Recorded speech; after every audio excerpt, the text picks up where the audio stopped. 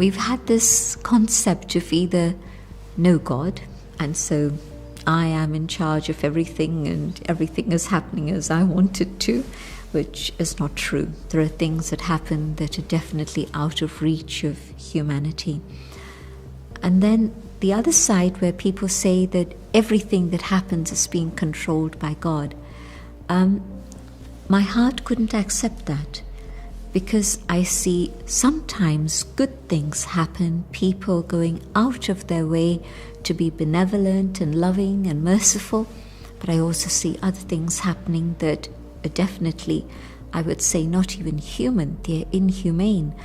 And so how can God be responsible for things like that? It doesn't compute for me. And so I think you have to ask your own conscience, if I believe in a divine, and yes, I do, the next question, what are the qualities of the divine that make God divine?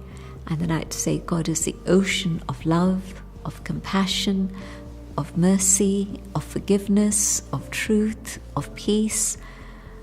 And if I truly believe that, and my meditation also allows me to have an experience of that, then the things that are going on today are not even according to human moral standards. And so definitely this is not God's will. A human parent wants their children to be happy, and so certainly the divine wants all of us to be not just happy, but happy all the time. So it doesn't make sense to me. And then the question of, well, where is God?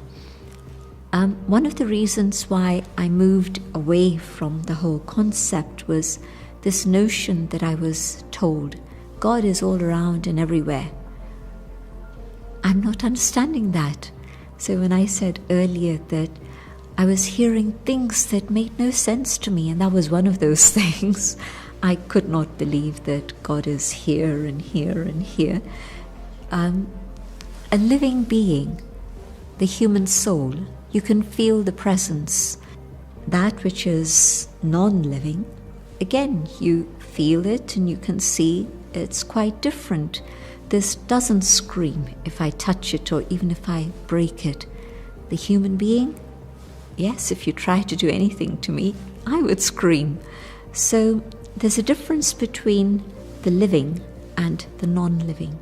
And even the things of biological life, plants and trees, etc., even they respond to vibrations. And so you can see that there's a difference between this and the animal kingdom, the human kingdom, and even the plant kingdom, nature. And each one is operating within its own parameters. And obviously there's an influence, but they're each working within their own limits. And is God present in one of these, or some of these, or all of these? The people who say God is all around in everything, it doesn't work. It doesn't make sense to me. And so, of course, then that begs the question, but where is God? My meditation tells me that this is only the physical dimension, only one dimension of reality.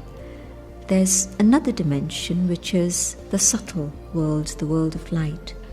And there's a home beyond that, which is the home where the Supreme Being and all souls live.